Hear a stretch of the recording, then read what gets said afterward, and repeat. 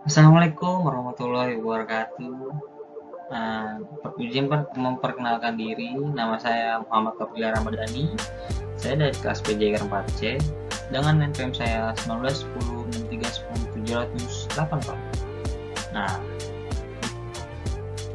ini kita akan membahas tentang titik berat dan kesetimbangan. Nah, next. Titik berat. Nah, titik berat yaitu titik di mana gaya berat benda atau anggota tubuh itu bekerja atau sering juga disebut sebagai titik keseimbangan. Nah, titik berat juga dapat dikatakan sebagai titik yang mewakili berat dari benda atau tubuh seseorang. Next. Nah, adapun letak titik berat. Nah, letak titik berat suatu objek akan tetap selama tidak berubah bentuknya. Jika bentuk atau posisi sebuah objek berubah, letak titik berat juga akan berubah. Nah, letak titik berat badan pada beberapa posisi yang berbeda dipengaruhi oleh sikap badan. Nah, letak titik berat badan juga berubah sesuai dengan perubahan sikap dengan sangat menentukan terhadap gerak.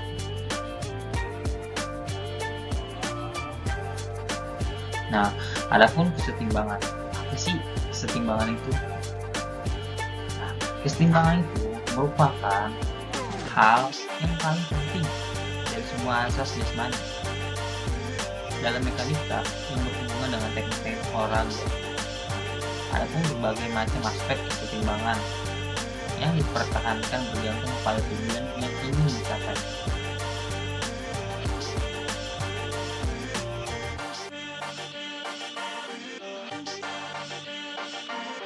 Nah, di sini ada tiga macam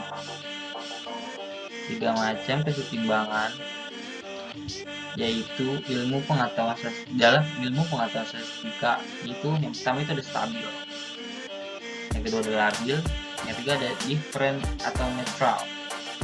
Nah, kesetimbangan ditentukan oleh tiga faktor, yaitu yang pertama letak titik berat benda terhadap porosnya, yang kedua luas bidang tumpuannya atau alasnya, yang ketiga letak titik berat benda terhadap bidang tumpuannya. Nah, ini ada contoh gambar dari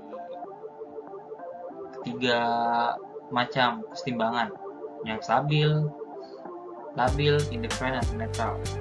Nah, yang ini yang gambar pertama ini yang A, yaitu adalah stabil, di mana suatu posisi benda tidak akan berubah atau tetap.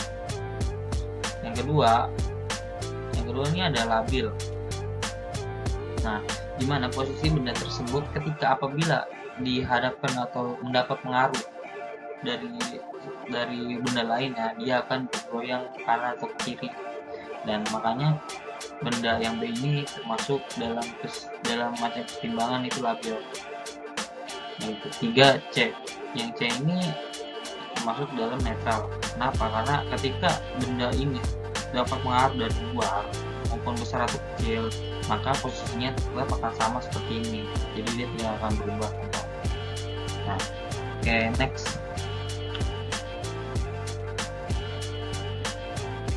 Nah, ini ada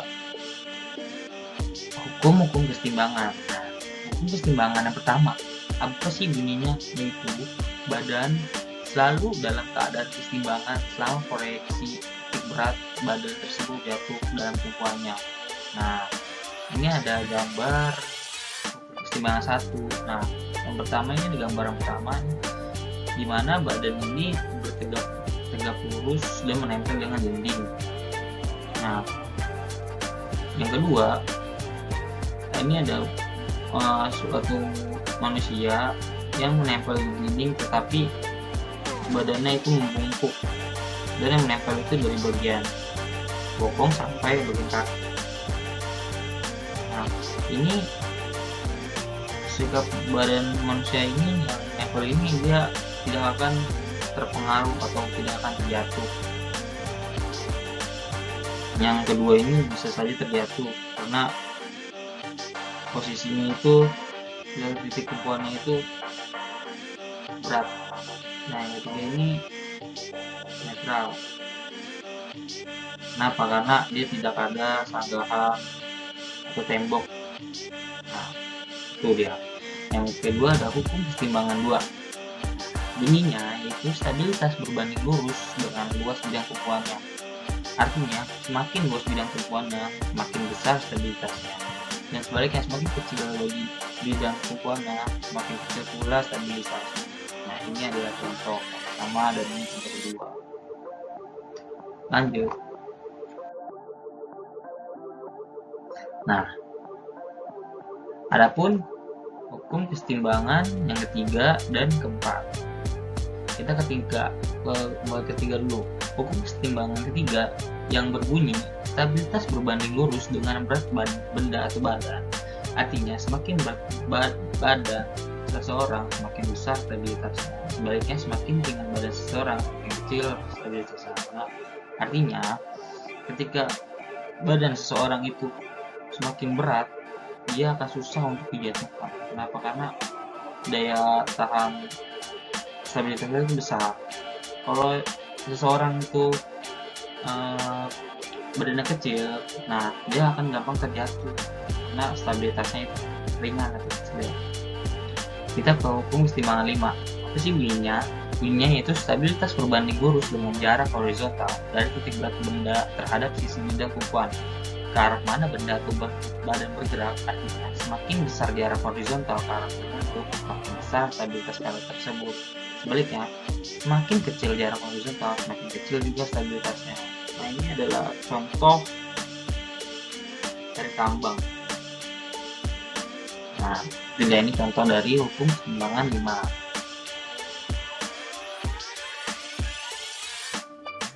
Lanjut ke hukum kesetimbangan 5. Nah, ini dia gambarnya.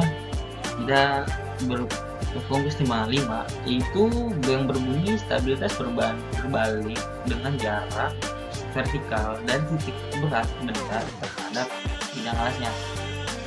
Artinya, semakin besar jarak vertikalnya, semakin kecil stabilitasnya. Sebaliknya, semakin kecil jarak vertikalnya, semakin besar stabilitasnya. Nah, ini adalah contoh jarak vertikal titik berat badan terhadap bidang tumpuan. Nah, ini adalah contoh kesetimbangan kelima. Next.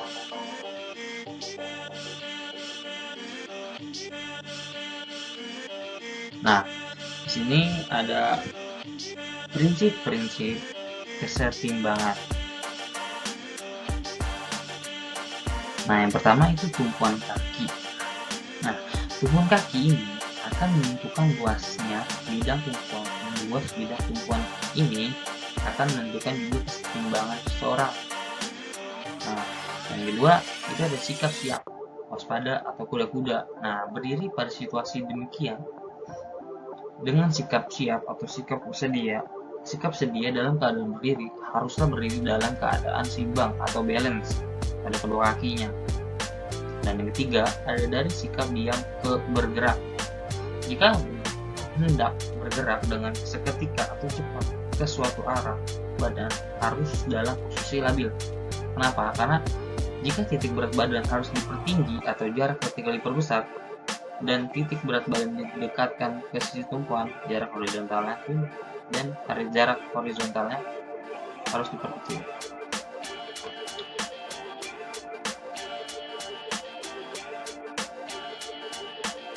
Dan yang terakhir ada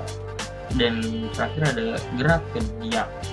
Jika dalam keadaan bergerak atau lari dan tiba-tiba hendak berhenti dengan seketikanya, maka badan kita dari keadaan labil harus menjadi stabil. Yang selanjutnya ada mempertahankan keseimbangan dalam keadaan bergerak.